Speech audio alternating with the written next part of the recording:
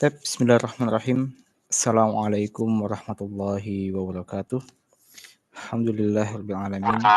Salatu wassalamu ala asrofil anbiya wal mursalin wa ala alihi wa ashabihi ajmain amma ba'du.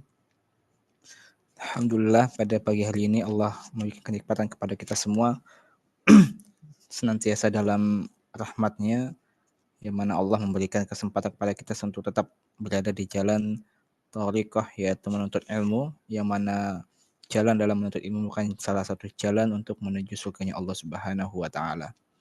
Pada kesempatan pagi hari ini kita melanjutkan pelajaran kita kitab Matan Abi Suja yang dikarang oleh Al-Imam Al-Allamah Abi Suja Ahmad bin Husain bin Ahmad Al-Asfahani. Pada pertemuan sebelumnya kita telah masuk ke pembahasan istinja dan adab-adabnya. Ya. Dan insyaallah kita lanjutkan pada hari ini adalah tentang asbabul hadas atau pembatal-pembatal wudu. Taib. Qala al-musannifu rahimahullahu taala asbabul hadas walladhi yanqudul wudu'a sittatu asya'. Walladhi yanqudul wudu'a sittatu asya'. Yang pertama adalah ma kharaja minas sabilain, dan yang kedua wan naumu ala ghairi hay'atil mutamakkin. Ini kita layarnya kelihatan, kebaca tulisannya PDF-nya.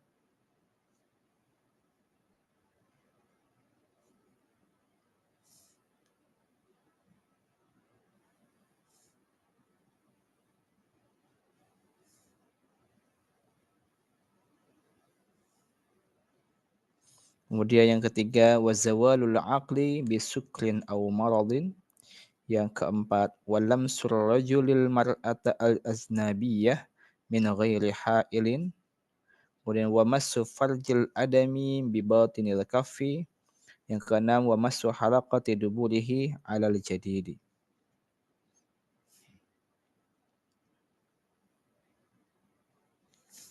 Tep. Asbabul hadas, sebab-sebab hadas, ya walladzi yanqudul wudu'a sittatu asya', yaitu hal-hal pembatal wudu. Ini patut kita pelajari dan patut kita ketahui karena berkaitan dengan kita ibadah seperti kita mau sholat, itu harus kita perhatikan apakah kita masih memiliki wudu atau tidak, apakah kita masih suci atau tidak, atau terkena najis atau tidak, dengan kita mempelajari apa sih pembatal-pembatal yang bisa menyebabkan kita harus mengulang lagi dalam bersuci atau yang membatalkan wudhu kita. Ya. Ada yang mengatakan 5, ada yang mengatakan 6. Ya, walladzi yanqudul wudu'a. Ada yang mengatakan 5 hal, ada yang mengatakan 6 hal. Yaitu yang pertama adalah ma kharaja minas sabilain. Ya, ma kharaja minas sabilain, yaitu keluarnya sesuatu dari dua jalan, ya. Keluarnya sesuatu dari dua jalan. Dua jalan ini apa maksudnya? Ya maksudnya adalah dari dua jalan, yaitu tempat keluarnya air kecil, buang air kecil, dan tempat keluarnya buang air besar. Ya, jadi segala sesuatu yang keluar dari dua jalan ini, baik karena buang air kecil atau buang air besar, maka wajib kita untuk berwudu kembali, berarti batal wudunya, ya. Ma kharaja minas sabilain, dua hal yang keluar dari tempat keluarnya kotoran, baik kotoran kecil maupun kotoran besar. Dan disebutkan juga apapun ya, baik itu berupa kotoran ataupun misalnya yang keluar adalah darah atau nanah, atau yang keluar itu adalah bagi yang punya penyakit mungkin cacingan, kalau yang keluar cacing, maka itu membatalkan wudu, ya, karena disebutkan ma kharaja minas sabilain, apa saja yang keluar dari dua jalan, ya. Maksud dua jalan itu adalah tempat keluarnya air kecil, buang air kecil, dan buang air besar. Termasuk juga, bagi seorang wanita atau ibu hamil setelah melahirkan, itu juga disebutkan itu batal wudunya ya. Karena dia mengeluarkan anak melahirkan, karena tetap dikatakan mengeluarkan sesuatu dari, 2 jalan. Ya jadi seperti itu. Karena kalau membahas tentang pembatal wudu ini kita harus ketahui, kalau kita tidak ketahui dalam keadaan hadas atau dalam keadaan wudu kita tidak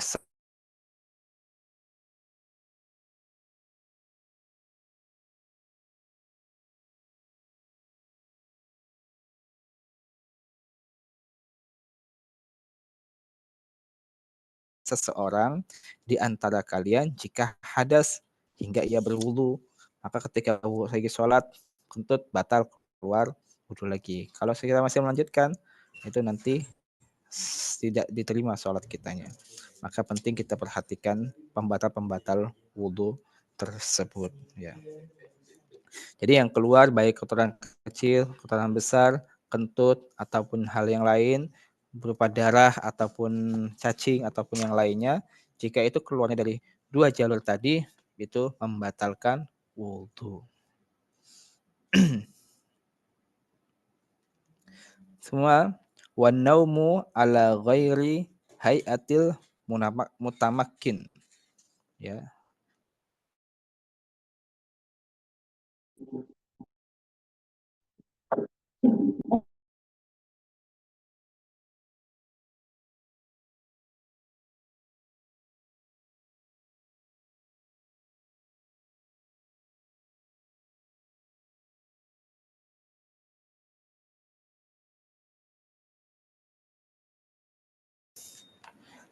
Tidur yang tidak menetapkannya, tidur dalam keadaan tidak menetap di atas bumi ya. Wan naumu ala ghairi hayatil mutamakkin. Maka tidur yang dalam kondisi tidak tetap maksudnya adalah dia tidak kokoh atau tidak duduk di atas bumi itu maka batal. Apa maksudnya? Maksudnya kalau misalnya kan kita dalam keadaan tidur berbaring, terlentang, miring atau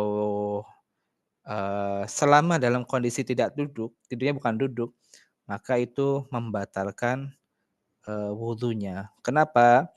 Karena orang yang tidur mungkin dia tidak sadar, sehingga dia tidak tahu apakah dia dalam kondisi tidur mengeluarkan sesuatu dari, eee, kem apa, dia setelah kentut atau tidak misalkan, tidak sadar, ya. Maka tidur pun termasuk yang membatalkan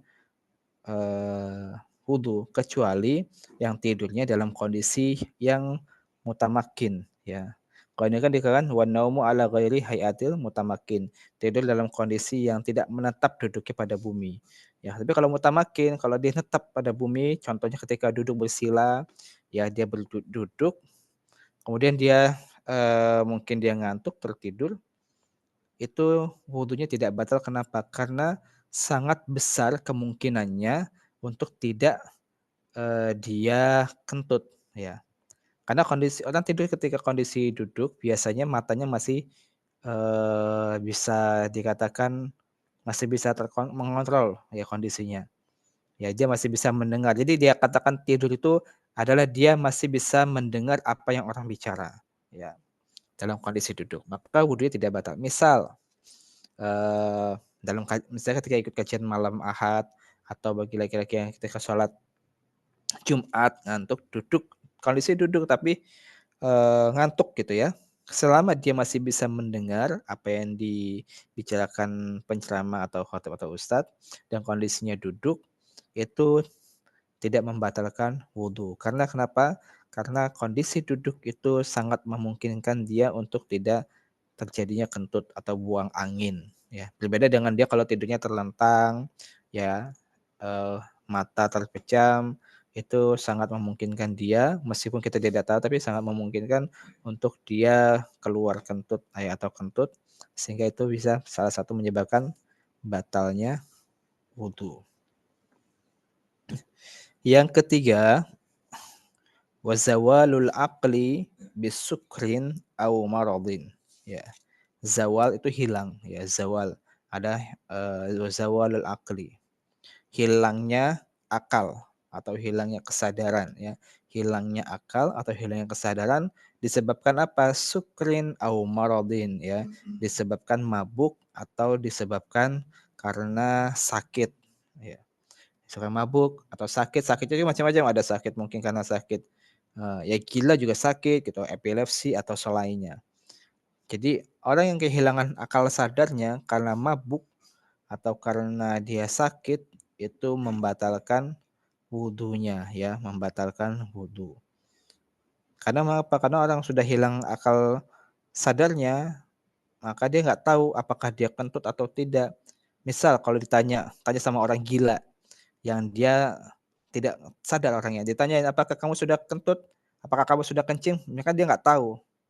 Ya, tidak tahu. Maka kita tidak tahu orang yang dalam keadaan tidak sadar, kita tidak tahu apakah dia telah terjadi pembatal puasa atau tidak, pembatal wudhu atau tidak. Jadi hilangnya akal disebabkan mabuk atau sakit, mungkin sakitnya karena gila ataupun epilepsi, maka wudhunya menjadi batal. Ya. Kemudian yang keempat, walam surrajulil mar'ata al-ajnabiyata min ghairi ha'il. Ya, min ghairi ha'il, yaitu bersentuhannya antara laki-laki dan perempuan. Ya, lamsu itu bersentuhan. Walamsur rajuli al-mar'ata al-ajnabiyah. Ya, al-ajnabiyah itu berarti ajnabi, yang bukan mahram, min ghairi ha'il ya. Yang bukan mahram meskipun sudah meninggal, min ghairi ha'il, ini tanpa ada penghalang ya. Jadi antara kulit dan kulit ketemu, itu bisa membatalkan puasa. Ya, walam surrajulil mar'ata al-ajnabiyata min ghairi ha'il. Sentuhan laki-laki dan perempuan yang bukan mahram ya, yang bukan mahram di sini al-ajnabiyah ini bukan mahram, tanpa ada penghalang maka membatalkan wudunya ya, membatalkan wudunya. Kalau ada penghalang seperti kain ya atau lain sarung atau yang lainnya, maka wudunya tidak batal. Tapi intinya adalah yang bisa membatalkan adalah kulit ketemu kulit. Ya. Di sini disebutkan adalah kulit ketemu kulit. Jadi kalau misalnya bersentuhannya kena kukunya atau kena giginya atau bersentuhan dengan rambutnya, maka itu tidak membatalkan wudhunya. Ya.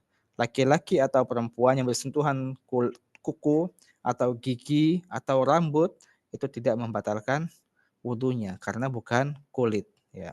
Yang membatalkan wudhu antara laki-laki dan perempuan itu adalah bersentuhan kulit sama kulit ya, al ajnabiyah yang bukan mahram ya. Jadi kalau laki-laki bersentuhan dengan ibunya atau dengan kakak perempuan ada perempuannya, itu tidak membatalkan wudhunya. Kemudian yang kelima, wa massu farjil adami bibatinil kaf ya, menyentuh menyentuh kemaluan al adami ya, telapak menyentuh kemaluan itu milik seseorang bibatinil kaf dengan telapak tangan. Batin itu kan batin kita kan dalam ya, berarti kan batin. Batinil kaf berarti batin itu dalam. Telapak tangan bagian dalam berarti yang di sini. Ya, telapak tangan bagian dalam, bukan yang di sini ya.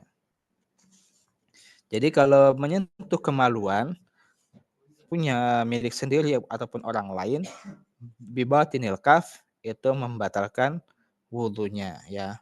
Baik itu punya diri sendiri, orang lain, atau anak kecil laki-laki maupun perempuan, atau orang yang sudah meninggal, itu jika tangan ini bagian dalam bibatinil kaf menyentuh bagian kemaluannya, itu maka membatalkan wudunya ya. Wa masrul marjil adami bibatinil kaf. Dan yang keenam, wa masu halaqati duburihi alal jadidi ya. Disebutkan yaitu menyentuh halaqati duburihi bagian duburnya itu, ini alal jadid maksudnya adalah perkataan jadid ya, qaulul jadid. Jadi dalam mazhab Syafi'i itu ada qaul qadim, ada qaul jadid. Nah, di qaul jadid ini menyentuh bagian lingkaran atau daerah bagian dubur itu yang membatalkan wudunya. Baik, barakallahu fikunna. Kita coba bahas sedikit lagi mengulang tentang apa saja yang membatalkan perkara wudu ya. Apa sih muskilat-muskilat yang bisa kita temukan di dalam hal ini ya tentang walladzi yanqudul wudu. Yang pertama adalah buang air besar melalui selang yang dipasang pada perut orang yang sakit, apakah membatalkan wudhu? Ya, sekali lagi, buang air besar melalui selang yang dipasang pada perut orang yang sakit, apakah membatalkan wudhu? Jawabannya, jika lubang yang asli itu buntu, maka membatalkan wudhu. Ya, namun jika tidak buntu, maka tidak membatalkan wudhu menurut pendapat yang kuat. Ini disebutkan dalam kitab Mughnil Muhtaj. Kemudian apa yang dimaksud dengan khunsa muskil? Ya, khunsa muskil ya, yaitu orang yang dimaksud dengan khunsa muskil adalah orang yang memiliki alat kelamin perempuan dan laki-laki. Beda ya, khunsa sama banci itu beda. Khunsa sama transgender itu beda. Ya. Kalau khunsa memang dia ketika lahirnya memiliki dua kelamin ganda. Ya. Dan belum tampak kecenderungannya pada salah satu jenis kelamin. Beda kalau banci biasanya laki-laki menyerupai perempuan ya atau transgender yang merubah alat kelaminnya. Jadi dibedakan kalau khunsa itu bukan banci, bukan transgender, tapi memang dari lahirnya dia memiliki kelamin ganda. Ya. Yang mana nanti ketika besarnya nanti dia harus memenangkan salah satu apakah dia laki atau perempuan itu dilihat dari kecenderungan pada salah satu jenis kelaminnya. Itu perlu dibedakan. Kemudian mengapa batalnya orang yang berkelamin ganda ya itu harus dengan keluarnya sesuatu dari kedua kelaminnya ya karena orang yang memiliki kelamin ganda kan otomatis kalau membatalkan wudhu adalah yang keluar dari dua jalur ya. Ya karena kenapa kok orang yang berkelamin ganda seperti khunsa tadi ketika keluar sesuatu dari kedua kemaluannya membatalkan wudhu karena untuk memastikan keluarnya sesuatu dari kelamin yang mana yang asli. Ya. Jadi dari dulu sudah ada pembahasan seperti itu. Kemudian mengapa orang yang tidur dengan posisi menetapkan duduknya ya dalam istilah lain mutamakin yang menetapkan duduknya itu tidak membatalkan wudhu. Orang yang dalam keadaan duduk tetap gitu ya itu tidak membatalkan wudhu. Sedangkan orang yang tidur terlentang ya orang tidur seperti biasanya itu membatalkan wudhu. Kenapa? Karena orang kondisi duduk itu aman keluar dari sesuatu dari bagian duburnya. Karena dia kalau dalam kondisi duduk kemungkinan besar dia tidak kentut ya. Karena tertutup tidak terbuka. Berbeda dengan orang yang kondisinya dalam keadaan tidur ya, bukan duduk yang sila atau duduk tegak gitu di atas bumi. Kemudian apakah batal wudhunya seseorang yang tidur dalam keadaan berdiri? Ya, jadi ada orang dia kondisi tertidur dalam keadaan berdiri, namun dia mutamakin, ya, mutamakin itu dia tetap posisinya. Meskipun dalam kondisi berdiri, ya meskipun dalam kondisi berdiri tapi mutamakin tetap membatalkan wudhunya ya karena dalam kondisi berdiri itu sangat kemungkinan dia terjadinya pembuangan angin atau kentut. Tapi pada kalafikunas selanjutnya apakah perbedaan antara gila, pingsan dan tidur? Kan semuanya sama-sama zawalul akli ya, hilangnya kesadaran. Itu membatalkan wudhu. Terus bedanya zawal akli itu karena gila, pingsan dan wudhu itu apa? Kalau gila itu dia kehilangan pikiran. Ya, kalau gila kehilangan pikiran. Kalau pingsan itu menenggelamkan pikirannya, menenggelamkannya. Sedangkan kalau tidur menutupi pikiran. Jadi orang gila, udah gila tuh zawalul aqlinya itu hilang pikirannya. Sudah nggak bisa diajak bicara, nggak bisa diajak ngomong. Kalau pingsan, pikirannya tenggelam. Ya, kondisinya tidak sadar itu, dia pikirannya itu tenggelam.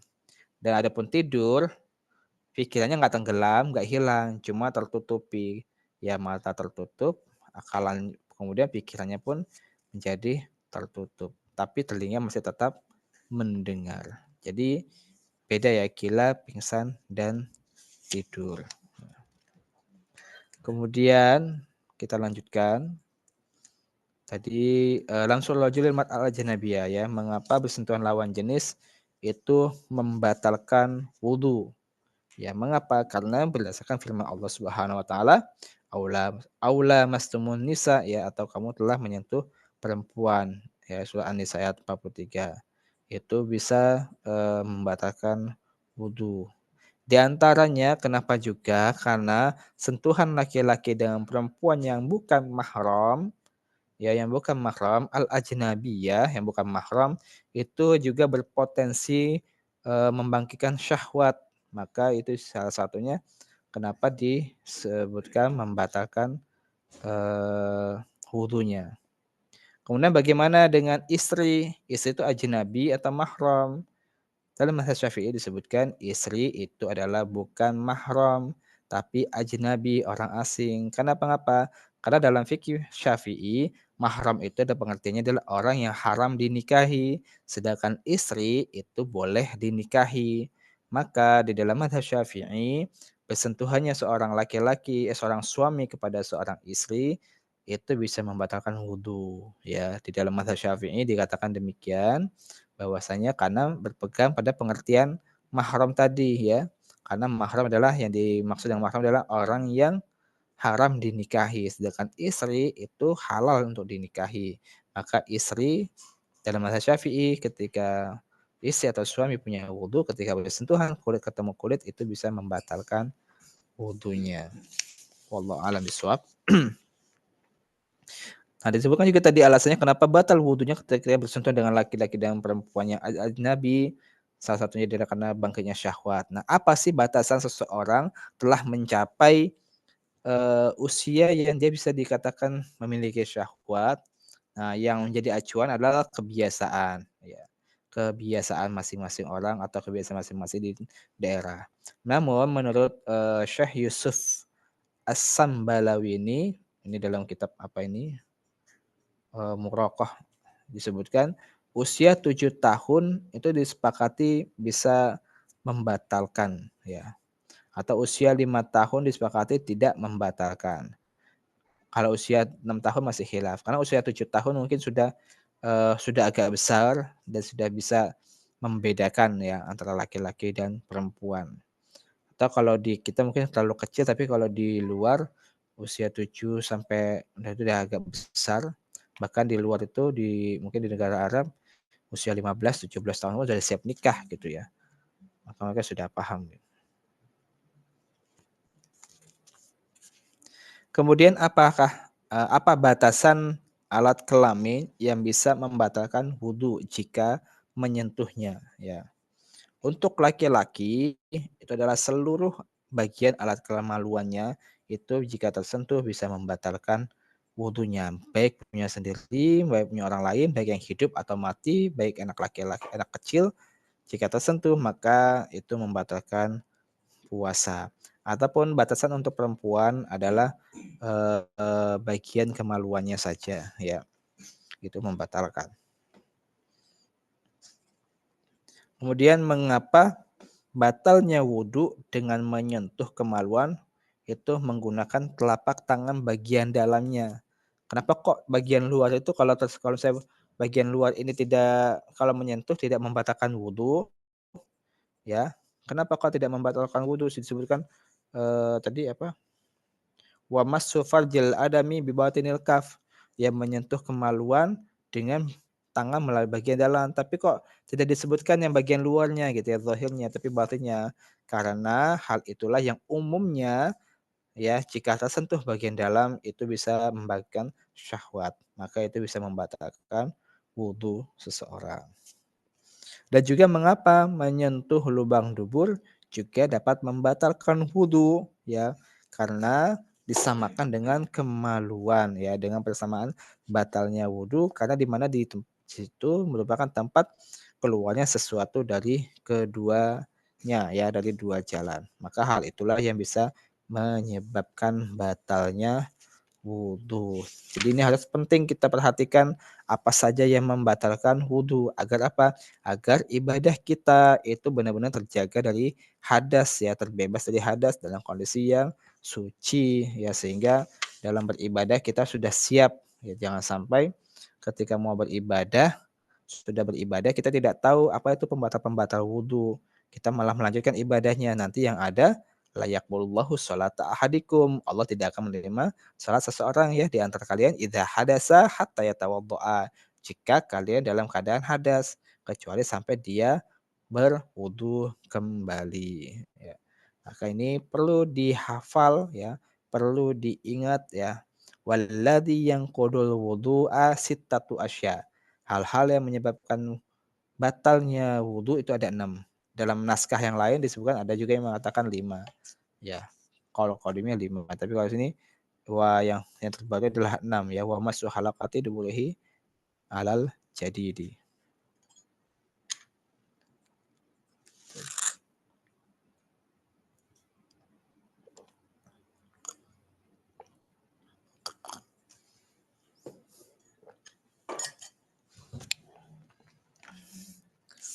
Tapi ya dihafal ya 6 hal yang wajib yang dihafal ya 6 hal yang bisa membatalkan wudu.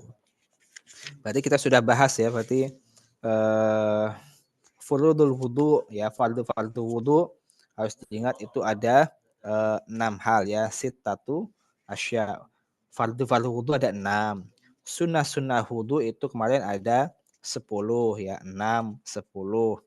Kemudian eh, adab istinja dan itu ya tidak disebutkan jumlahnya. Kemudian yang qudul wudu itu ada 6. Berarti fardu wudu 6, sunnah wudu 10, ya yang qudul wudu 6. Jadi 6, 10, 6 ya yang berkaitan dengan wudu ya.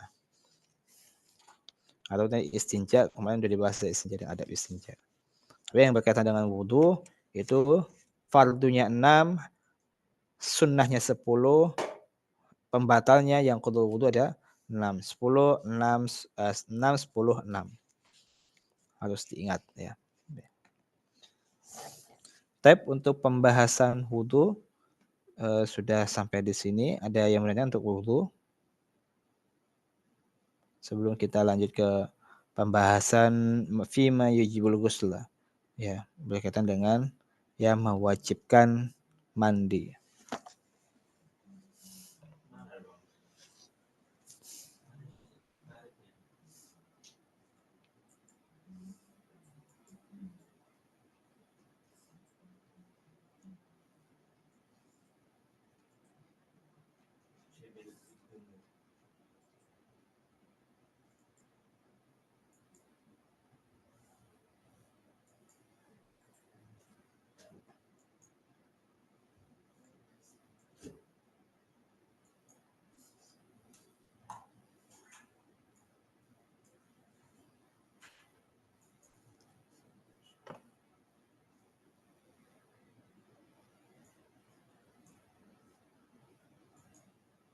Baik.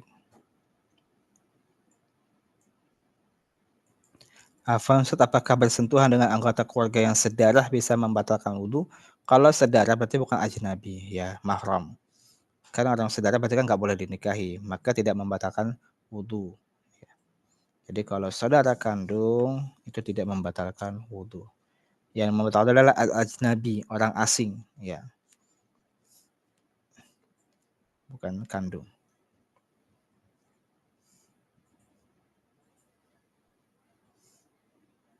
Ini ada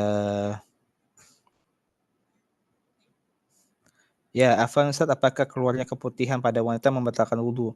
Ya, apa saja yang keluar dari kemaluan laki-laki maupun perempuan, apa saja baik air kencing ataupun kotoran ataupun yang lainnya itu membatalkan wudu ya. Karena itu makharaja apa-apa yang keluar di kedua jalur.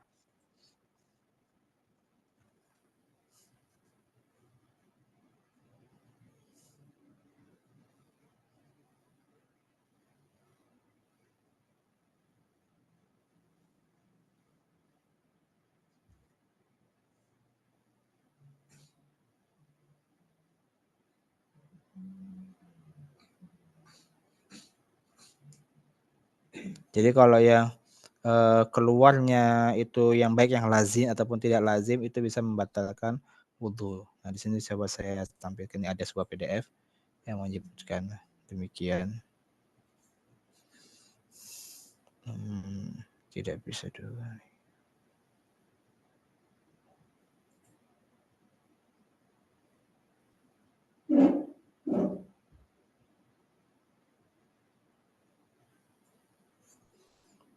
Apakah tidur dalam keadaan duduk tapi sudah bermimpi, apakah membatalkan wudu? Ya, jadi kondisi dikatakan dia tidur adalah ketika matanya itu, apa maksudnya, bisa mengontrol ya. Kalau dia masih bisa mendengar orang lain, ya masih mendengar pembicaraan orang lain, masa dia dalam kondisi, setengah sadar itu tidak. Tapi kalau sampai dia bermimpi, itu pengertian tidur adalah dia sampai bermimpi, maka itu sudah menjadikan dia dikategorikan tidur, maka itu bisa membatalkan wudu, ya. Tapi kalau dia benar-benar bermimpi ya, tanpa tidak mendengar lagi pembicaraan orang lain, tidak bisa mendengar omongan atau ustadz atau khatib berbicara, itu membatalkan wudu. Tapi kalau masih setengah sadar, dia masih bisa mendengar apa yang dikatakan orang lain atau dikatakan ustadz atau khatib, maka tidak membatalkan. Allahu a'lam.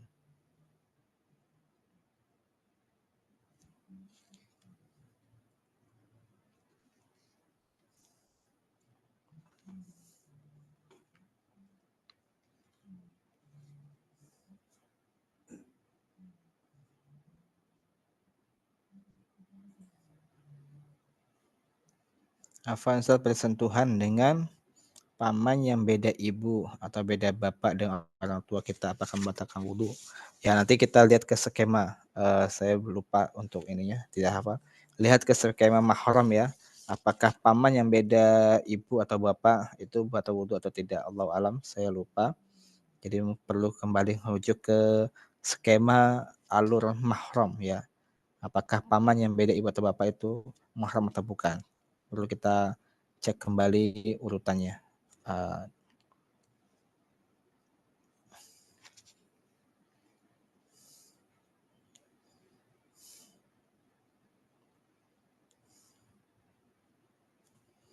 Afwan Ustaz, bolehkah wudu tanpa memakai busana setelah mandi? Tidak ada aturan ya, sebenarnya tidak ada aturan, Allah alam. Karena dalam kondisi berwudu itu tapi adabnya baiknya tetap menggunakan ada penutupnya ya, meskipun hanya sehelai kain atau pakai handuk saja, tapi adabnya baiknya tetap berwudu. Tapi apakah boleh? Tidak ada larangan ya, karena dalam disebutkan juga ketika nanti ada pembahasan mandi ya, mandi wajib, itu nanti di dalam mandi wajib itu ada ritual atau ada bagian ketika berwudu ya.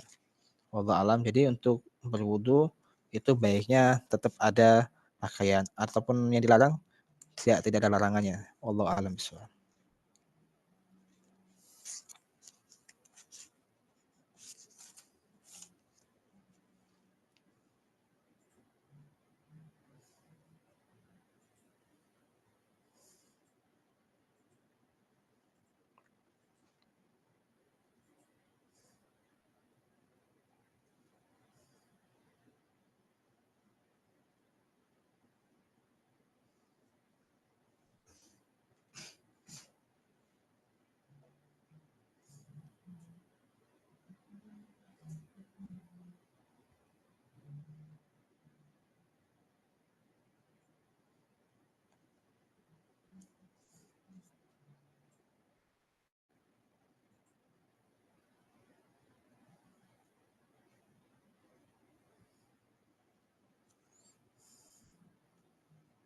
Baik, pertanyaan saya,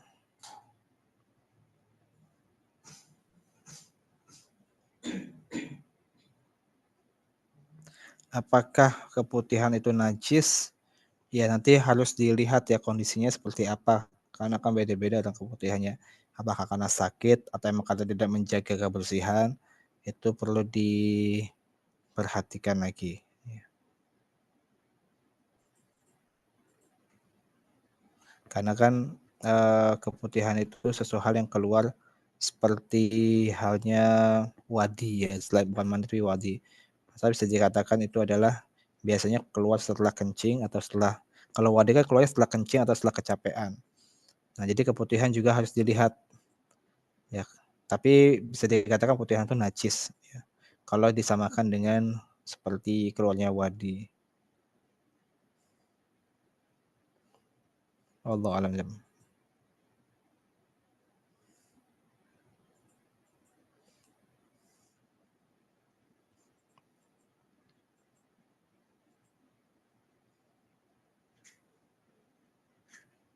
Jadi kalau mau berwudu, kalau saya mengalami keputihan, maka perlu dibersihkan dahulu keputihannya. Wallahu a'lam bishawab.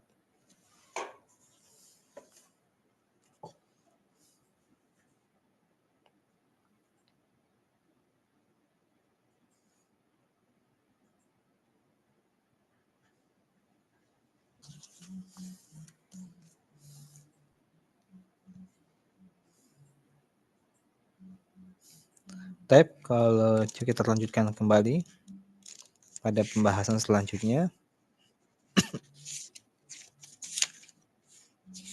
yaitu pembahasan mujibul ghusli ya. Fima yujibul ghusla.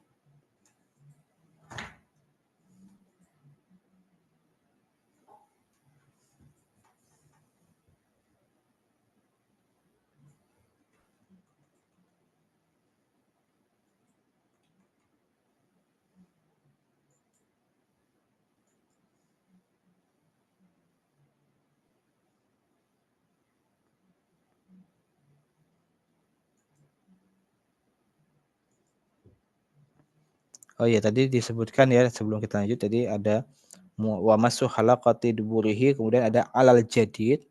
Ya kami ulangi, alal jadid itu maksudnya adalah kaul jadid. Apa itu kaul jadid? Kaul jadid adalah pendapat baik ya dalam bentuk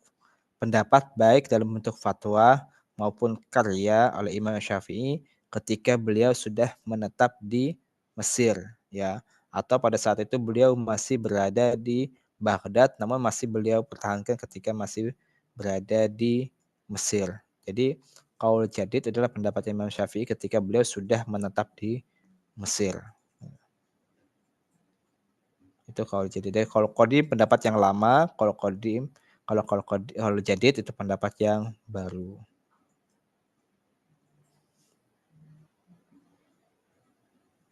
Dan kalau qaul qadim itu biasanya hanya terjadi ketika beliau masih berada di Baghdad, sedangkan kalau qadim itu berarti beliau sudah berada di Mesir.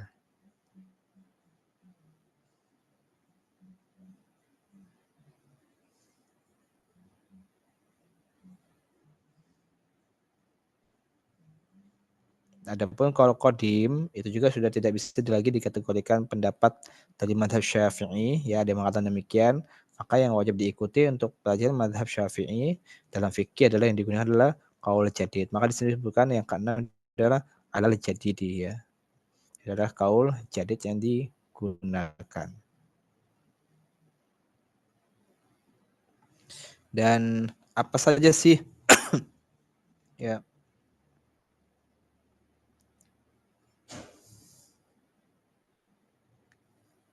ini panjang untuk pengawasan. Kita lanjut aja, yaitu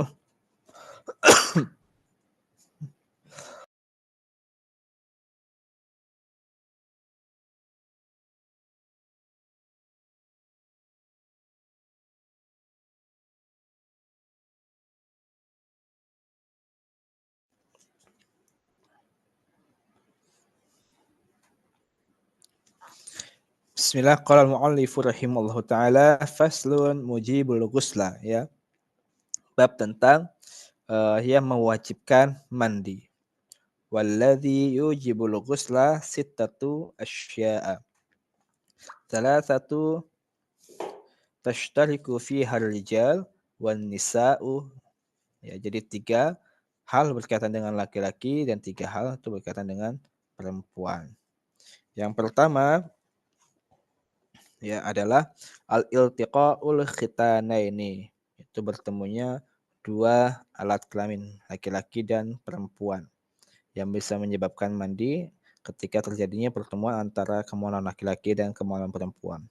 Yang kedua, wa inzalul mani, ya keluarnya mani itu menyebabkan seseorang harus wajib mandi. Wal maut, yang ketiga adalah mati, ya kematian juga mewajibkan seseorang mandi. Wa salasatu takhtassu bihan nisa, adapun 3 halnya itu khusus untuk perempuan. Apa saja 3 hal itu? Yang pertama al-haid, yaitu haid, wan nifas, nifas, wal wiladah. Yaitu 3 hal yang berkaitan dengan wajibnya seseorang mandi yang berkaitan dengan perempuan. Sebelum kita melanjutkan tentang hal ini, perlu kita ketahui dulu apa sih al-ghusl ya. Mandi itu apa yang dimaksud dalam mandi dalam hal ini? Ya, al-ghusl yaitu secara bahasa al-ghusl itu adalah sailanul ma'i 'ala syai'i mutlaqan, yaitu mengalirkan air pada sesuatu ya. Jadi ghusl, mandi itu adalah maksudnya adalah sailanul ma'i 'ala syai', ya mengalirkan air pada sesuatu. Adapun secara syar'i apa itu sepengertian mandi yang sebenarnya? Sailanuhu 'ala jami'il badani bin niyatin makhsusatin, ya bin niyatin makhsusatin, yaitu mengalirkan air ke seluruh badan dengan niat tertentu. Itu yang dimaksud dengan mandi ya. Jadi mengalirkan air ke seluruh badan dengan niat tertentu. Kalau tidak ada niatnya, berarti mandi biasa.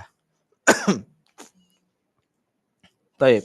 Yang pertama yang menyebabkan seseorang mandi adalah iltiqa'u khitanaini, bertemunya dua alat kelamin, yaitu afan ya, jadi ini pembahasan tapi seperti dipelajari ya, di sini disebutkan bertemunya dua alat kelamin, yaitu maksudnya adalah alat kelamin laki-laki bertemu dengan alat kelamin perempuan. Itu bisa menyebabkan seseorang harus mandi ya. Ini bagi orang yang sudah bersuami istri ya, sudah menikah, ketika dia telah melakukan hubungan antara ketemunya kelamin laki-laki dan kelamin perempuan, maka dia wajib mandi ya, wajib mandi. Kemudian yang kedua wa inzalul mani ya, keluarnya air mani ya. Meskipun cuma sedikit tetap membatalkan tetap wajib mandi ya, tetap wajib mandi. Meskipun hanya setetes ya, itu tetap harus mandi ya. Baik dia keluarnya disengaja maupun tidak disengaja tetap mewajibkan mandi ya. Wal inzalul mani itu seseorang yang telah keluar air mani baik disengaja maupun tidak, maka dia tetap harus mandi, mandi wajib. Dan yang ketiga adalah kematian ya. Kematian itu dia wajib mandi kecuali matinya mati syahid ya. Kalau mati yang bukan syahid harus mandi. Jadi 3 hal ini yang menyebabkan seseorang wajib ya untuk mandi. Adapun ketiga hal lagi yang berkaitan dengan perempuan adalah ya tadi ya haid, nifas ya, itu kemudian juga wiladah melahirkan. 3 hal itu yang dialami oleh perempuan itu ya mandi. Haid juga ini biasanya kalau pada perempuan biasanya terjadi pada usia sekitar 9 tahun ya. Nifas itu biasanya keluar dari setelah melahirkan, adapun yang ketiga melahirkan. Apa landasan untuk seseorang untuk bersuci ya atau mandi? Allah Subhanahu wa taala berfirman, "Innallaha yuhibbut tawwabina wa yuhibbul mutatahhirin," ya. Sesungguhnya Allah menyukai orang-orang yang bertaubat dan menyukai orang-orang yang mensucikan dirinya. Ya makanya diwajibkan bagi kita untuk membersihkan diri ya, apalagi dalam beribadah wajib dalam kondisi suci dari hadas ya, baik kecil maupun besar.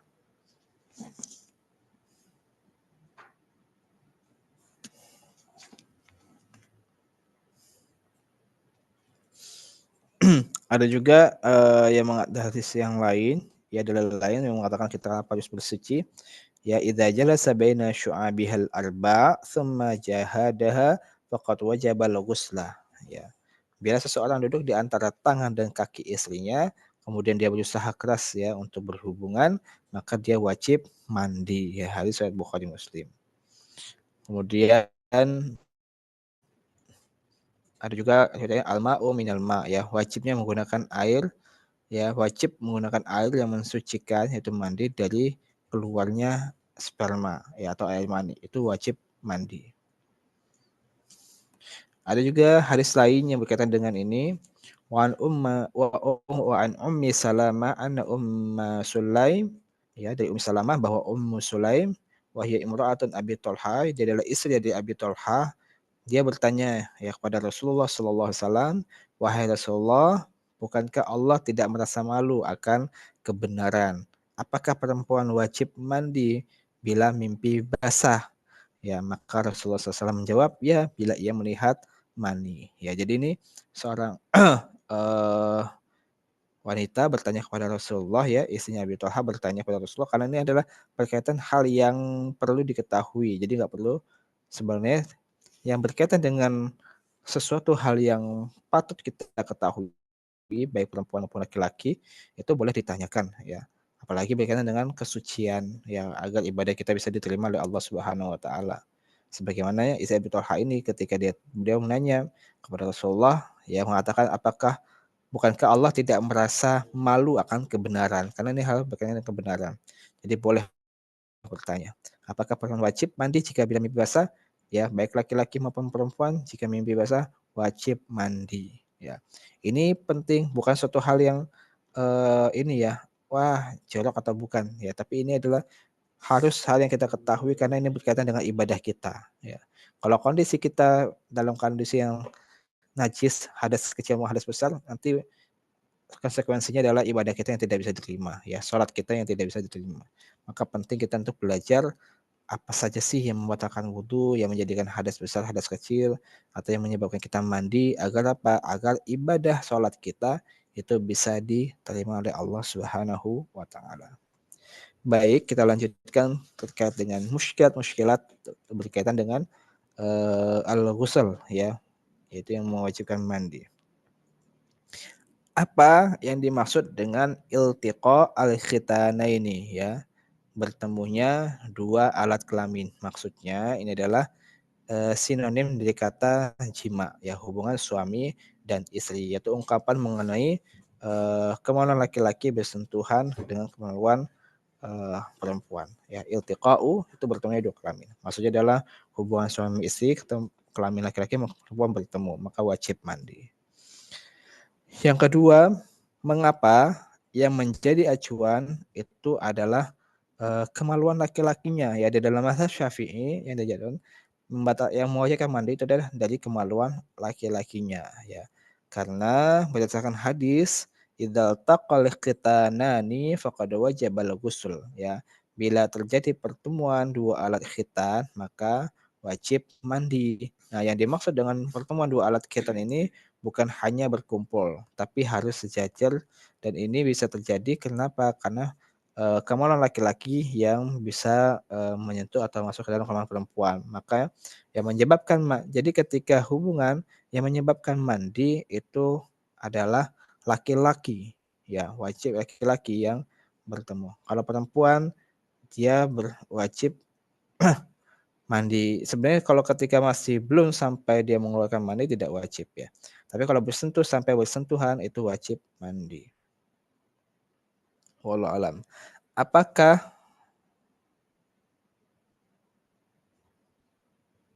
kita lanjutkan?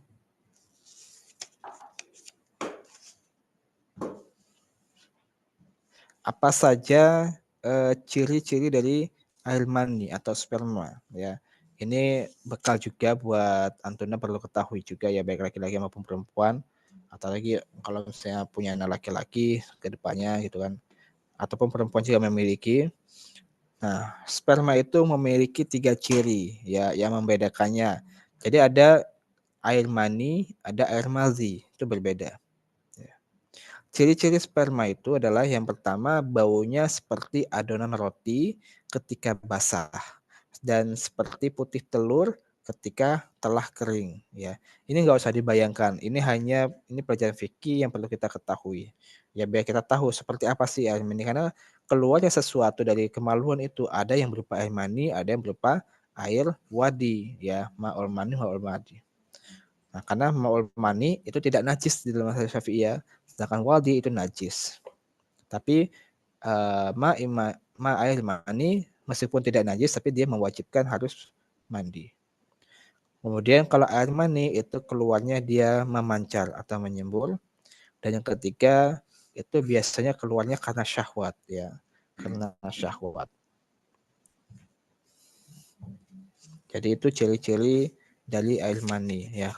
Adapun kalau keluar sesuatu yang dari kemaluan itu bukan karena apa syahwat, kemudian dia keluarnya juga biasa saja dan tidak ada baunya, kemungkinan adalah madhi. Kalau madhi berarti dia tidak perlu mandi, hanya cukup berwudu dan membersihkan najisnya ya. Madhi bersifat najis tapi tidak perlu mandi. Kalau air mani sifatnya suci tapi dia wajib mandi. Kemudian mengapa kalau keluar darah haid mewajibkan mandi ya? Karena berdasarkan firman Allah Subhanahu wa taala dan sabda Nabi Shallallahu alaihi wasallam ya disebutkan mereka bertanya kepadamu tentang haid katakanlah ya dalam surat Al-Baqarah ya 222 wa yas'alunaka 'anil mahid qul huwa adzan fa'tazilun nisaa fil mahidi wa la taqrabuhunna hatta yatuhurna fa idza tatahharna fa'tuhunna min haitsu amarakumullah. Mereka bertanya kepadamu tentang haid. Katakanlah haid itu adalah suatu kotoran. Oleh sebab itu hendaklah kamu menjauhkan diri dari wanita di waktu haid dan janganlah kamu mendekati mereka sebelum mereka suci. Bila mereka telah suci, maka campuran mereka di tempat yang diperintahkan Allah kepadamu. Dan ini ada dalil bahwasanya orang yang wanita yang haid itu dia setelah haid harus wajib mandi. Ya. Dan dari yang lain disebutkan idza aqlabat al haidhah ya bila datang darah haid fada'i shalah fa idza adbarat faghsili wa sholli. Ya kalau datang haid maka tinggalkanlah salat ya. Enggak boleh salat. Ini juga salah satu keringanan ya. Rukhsah dari Allah Subhanahu wa taala bagi kaum wanita adanya haid. Ketika dalam kondisi haid dia kondisi yang najis maka dia tidak perlu ya bukan tidak perlu, tidak boleh ya dia harus meninggalkan sholat, tidak boleh sholat.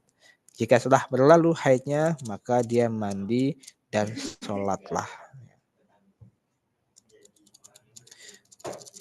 Kemudian kenapa juga darah nifas, keluar darah nifas itu mewajibkan mandi, karena pada darah nifas itu juga ada darah haid di dalamnya ya. Maka darah nifas ketika orang melakukan nifas itu wajib mandi. Kemudian mengapa orang melahirkan juga mewajibkan untuk mandi? Ada dua alasan. Yang pertama itu karena kelahiran mengasumsikan keluarnya darah, ya, mengasumsikan keluarnya darah. Yang kedua karena anak merupakan eh, berawal dari sperma yang terkumpul. Maka orang yang melahirkan itu wajib mandi. Ya.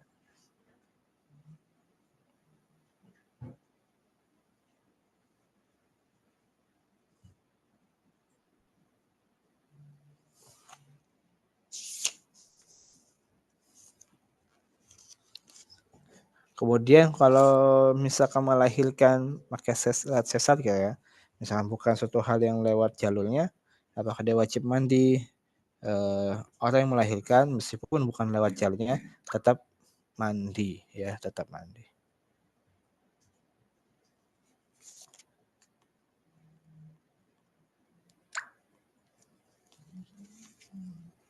Wallahu a'lam bishawab. itu berkaitan dengan hal-hal yang mewajibkan mandi ya. 3 berkaitan dengan laki-laki dan 3 berkaitan dengan perempuan.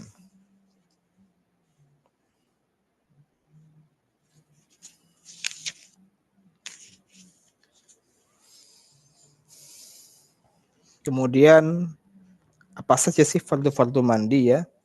Ya, furudul mandi, furudul mandi lagi. Furudul furudul ghusli ya. Furudul ghusli. Hal-hal wajib mandi itu apa saja ya. Fardunya mandi itu apa saja. Qala al-mu'allif rahimahullahu taala faslun furudul ghusli wa sunanuhu wa fara'idul ghusli salah satu asya ya. Wa fara'idul ghusli salah satu asya.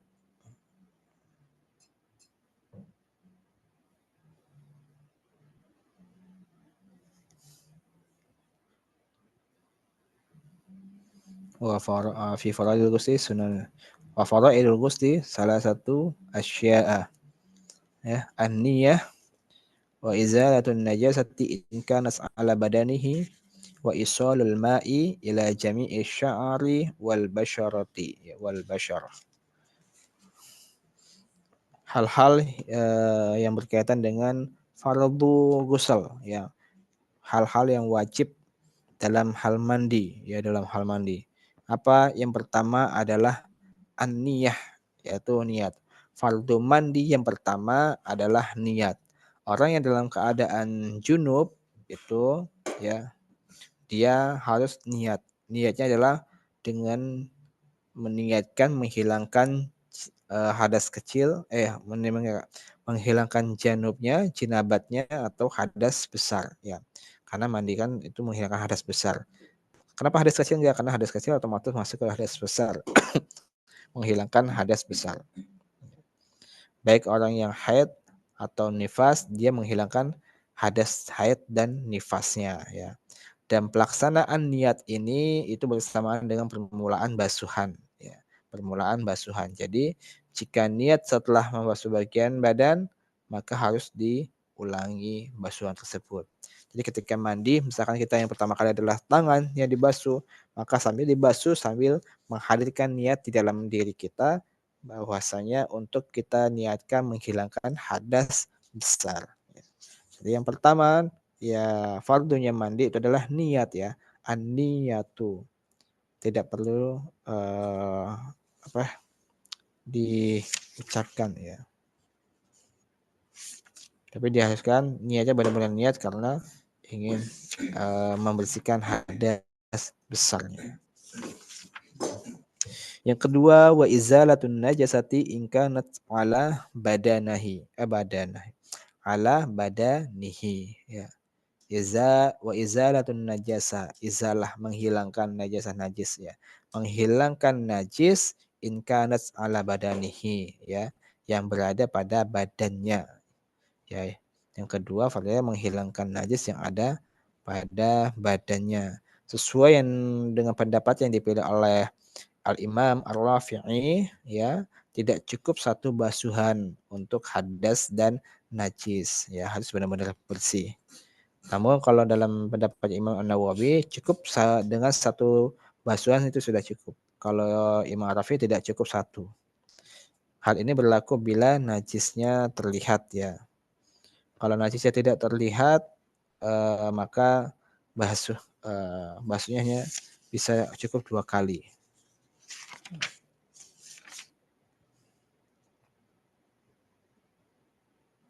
Dalilnya apa? Dalilnya adalah dari hadis Aisyah radhiyallahu anha berkata, bila Rasulullah sallallahu alaihi wasallam mandi janabat, beliau memulai membasuh kedua tangan, lalu menuangkan air dengan tangan kanan ke tangan kiri, lalu membasuh kemaluan, lalu berwudu, kemudian mengambil air, lalu memasukkan tangan ke pangkal rambut, lalu menggenggam kepala 3 kali. Kemudian mengalirkan air ke seluruh tubuh. Kemudian membasuh kaki, hadis riwayat Bukhari dan Muslim. Yang kedua. Adapun yang ketiga wa isolul ma'i ila jami'il basyarah ya, meratakan air ke seluruh rambut dan kulit ya. Baik rambut kepala atau bukan ya, ya rambut ya baik tipis ataupun lebat. Ya, jadi sedangkan rambut yang dikepang jika air tidak menjangkau bagian dalamnya kecuali dengan mengurainya, maka rambutnya harus diurai agar airnya mengalir ke rambutnya. Dan wajib juga membasuh bagian yang ini belum masuk ke wajib ya. Jadi ada 3 ya hal-hal yang berkaitan dengan wajibnya mandi. Pertama niat, kedua menghilangkan najis ya di badannya, yang ketiga mengalirkan air ke seluruh tubuh ya, baik rambut maupun badan ya, maupun badan. Itu 3 hal wajib mandi. Jadi yang penting itu adalah satu niat, hadirkan niat, bersihkan najisnya, kemudian basuhi seluruh badannya ya, seluruh badannya. Jadi nggak perlu pakai sampo, sabun ya. Jadi kalau ketika mau mandi ya, mandi wajib itu bagaimana hukumnya Ustaz kalau menggunakan sampo, pakai sabun, sabun mandi atau sampo? Baik boleh, tapi baiknya di akhir ya, jangan di awal.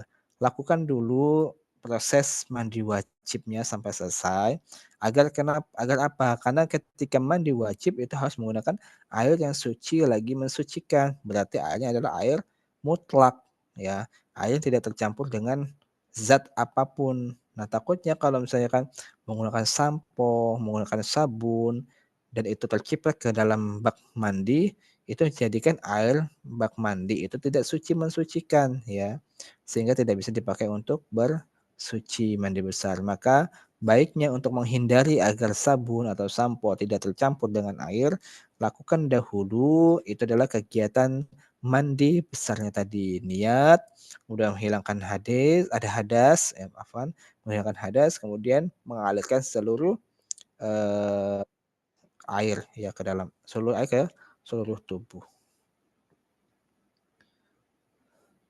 Seperti itu agar tidak terjadi. Jadi kalau mau sampo, mau keramas, mau sabunan setelah selesai proses mandi wajibnya baru dilanjutkan.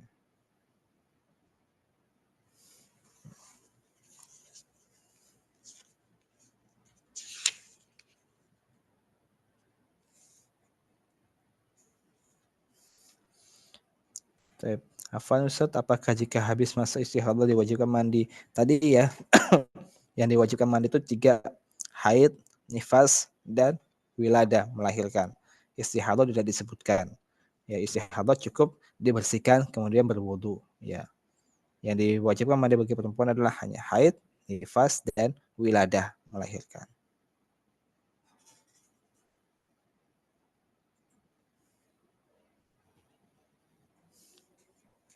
Yang fardhu wudu dia ada 3.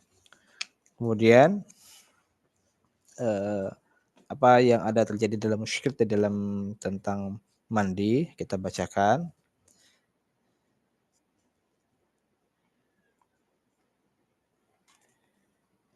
Bagaimana jika dalam kondisi mandi junub niatnya tuh menghilangkan hadas, haid atau kebalik ya, menghilangkan dia junub tapi menghilangkan hadas haidnya misalkan, atau kebalik menghilangkan hadas atau menghilangkan haid, ya tetap sah ya kalau tidak disengaja. Jadi niatkan mandi sesuai dengan sebabnya. Kalau karena sebab haid, niatkan karena mandi janabah untuk membersihkan dari haid gitu ya. Kalau hadas ya membersihkan, mandi dengan niat membersihkan hadas besar. Bagaimanakah cara niat mandi sunnah? Jadi ya niatnya seperti biasa saja ya, apa yang menyebabkan dia untuk mandi tersebut.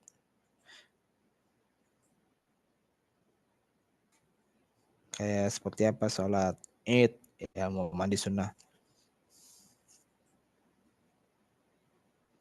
Tadi disebutkan kenapa kalau mengulang lagi niatnya sebelum membasuh setelah basuhan ya.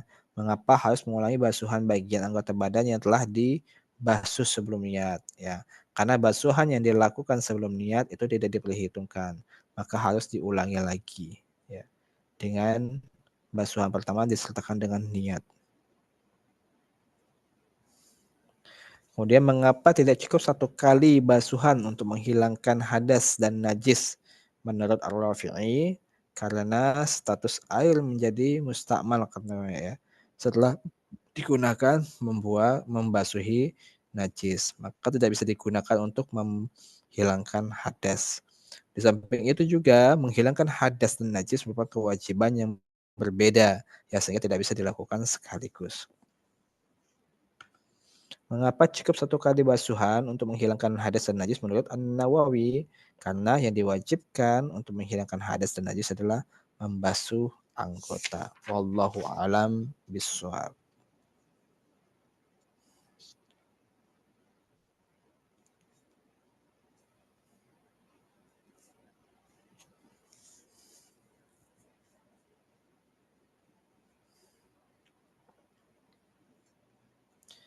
Kemudian apa saja kesunahan mandi? Nah, ini belum kita bahas ya kesunahan mandi ya. Tapi kita lanjutkan sedikit. Wasunanuhu khamsatu asya. Ya. Wasunanuhu khamsatu asya.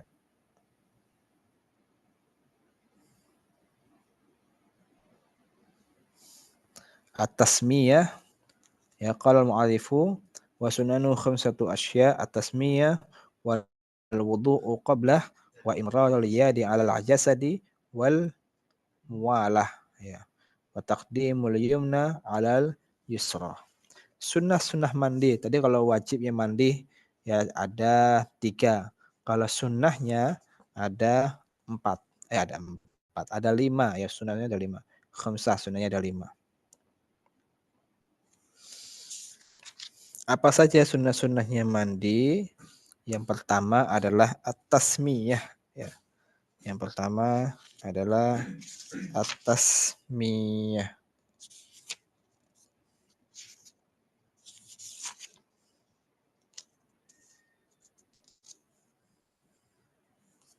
Yaitu membaca basmalah ya, membaca bismillah ya.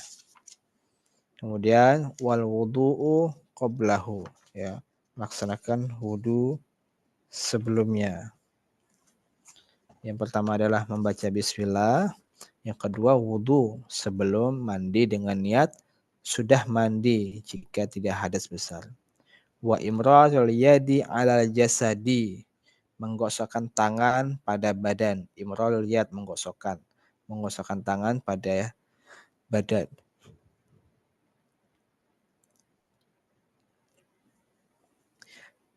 Ya, yang ke jadi yang pertama baca basmalah, kedua wudu sebelum menghilangkan hadas, ketiga wudu ya, yang kedua adalah wudu sebelum mandi maksudnya, dan yang ketiga adalah menghilangkan eh, wa imrarul yad 'alal jasad, yaitu menggosokkan tangan pada badan. Yang keempat wal muwalah. Muwalah itu adalah berkesinambungan ya, tidak ada lewat-lewat ya, berkesinambungan dari niat, kemudian wudu, kemudian menggosokkan badan. Dan yang kelima wa taqdimul yumna 'alal yusra, yaitu mendahulukan bagian kanan dari yang kiri. Dan di antara kesunahan yang lain adalah mengulangi 3 kali pada setiap anggota tubuh dan meregangkan rambut, jadi rambutnya diurai.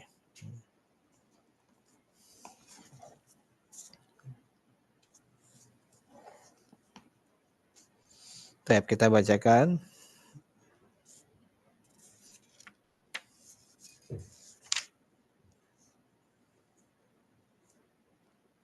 Di sini Tadi itu ya sunnah-sunnah mandi, baca basmalah, wudu sebelum mandi, menggosok-gosok badan, bisa pakai batu atau bisa pakai sabun, ya asal tidak masuk sabun, kalau pakai sabun tidak masuk ke dalam bak.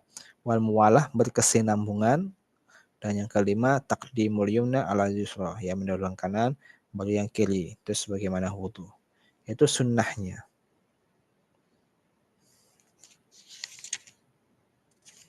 Kemudian masih berkaitan dengan mandi, ya berkaitan dengan mandi. Satu lagi terakhir sebelum kita tutup adalah jenis-jenis jenis wasunan, jenis-jenis mandi sunnah ya. Fil ikhtisalat mal masnunah, ya fil ikhtisalat al masnunah, ya. Mandi sunnah itu ada 17 ya. Qala al-mu'arifu wal ightisalatu al-masnunatu sab'ata asyara ghuslan, ya. Mandi sunnah itu ada 17 ya. Wal ightisalatu al-masnunatu sab'ata asyara ghuslan. Disebutkan ada 17 ya.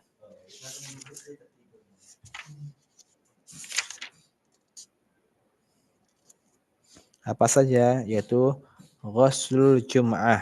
Ya, yang pertama ghuslul jum'ah. Itu sunnah, disunnahkan untuk mandi.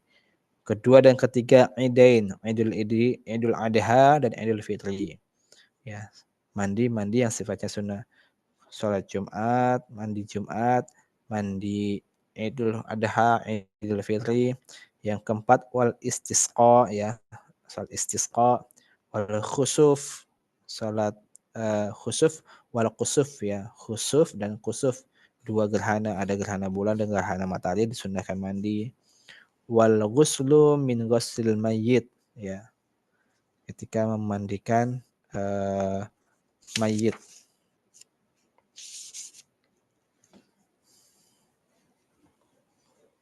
Kemudian wal kafiru idza aslama, mandinya orang kafir yang masuk Islam, ya, mandinya orang kafir yang masuk Islam dan bila tidak junub saat kafir atau tidak haid. Tapi kalau dalam kondisi junub atau haid maka dia wajib mandi. Jadi orang kafir yang masuk Islam itu sunnah untuk mandi. Tapi kalau dia kondisi dia dalam keadaan junub atau dalam keadaan haid atau itu dia wajib mandinya jadi wajib. 9, 10 wal majnuni wal mughma alaihi idza afaqa. Mandinya orang gila dan pingsan bila telah sadar, ya, bila telah sadar dan dipastikan ya tidak keluar air mani. Jadi orang yang gila atau orang yang pingsan itu setelah sadar disunahkan untuk mandi. Tapi dipastikan dia tidak keluar air mani. Kalau keluar air mani maka wajib hukumnya. Wal ghuslu indal ihram, ya. Yaitu adalah mandi ketika hendak ihram. Itu sunnah, ya, mandi ketika ihram. Walidukhuli Makkah, memasuki Mekah, ya, disunahkan mandi ketika kita memasuki kota Mekah. Walil wuqufi bi Arafah, ketika wukuf di Arafah pada tanggal 9 Zulhijjah disunahkan mandi, ya. Walil mabiti bi Musdalifah, menginap di Musdalifah disunahkan mandi, ya. Walil ramyil jimar al-thalas, melempar 3 jumrah, ya, pada hari tasyrik juga disunahkan mandi.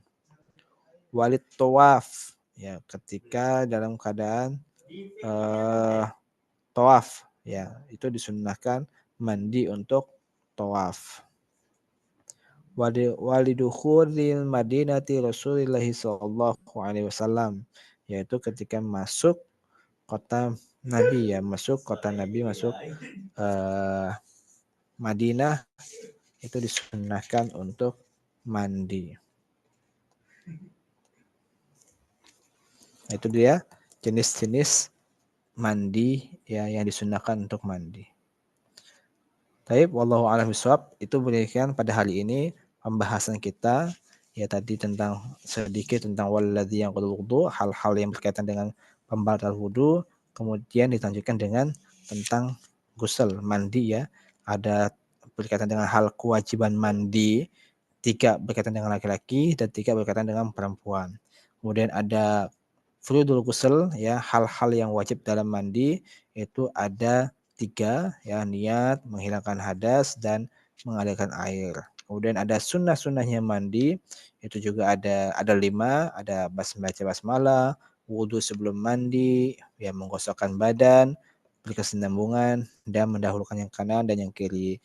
Dan yang terakhir adalah jenis-jenis mandi yang disunnahkan. Itu ada 17 ya. Itu ada 17. Baik, demikian pelajaran kita pada hari ini untuk pelajaran fikih mata Abi Suja, yaitu pembahasan tentang mandi ya. Dari wajibnya mandi, apa hal-hal yang apa saja yang wajib dibasuh dalam mandi, kemudian sunnah-sunnahnya mandi. Wallahu a'lam bishawab. Insyaallah pertemuan berikutnya kita masuk ke dalam pembahasan khufain, sepatu ya, atau tarompah. Pembahasan mandi sudah selesai pada hari ini. Barakallahu, semoga bisa dipahami, bisa dimengerti dan bisa kita amalkan sesuai kemampuan kita. Wallahu a'lam bishawab.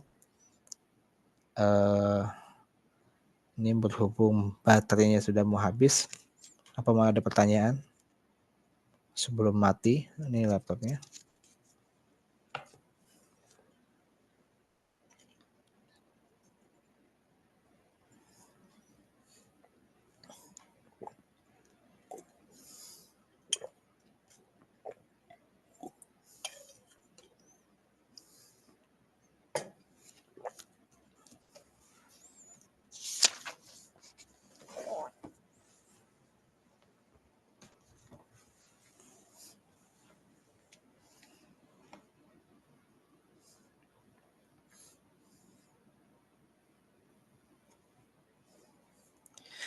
Baik, kalau tidak ada kita cukupkan sekian.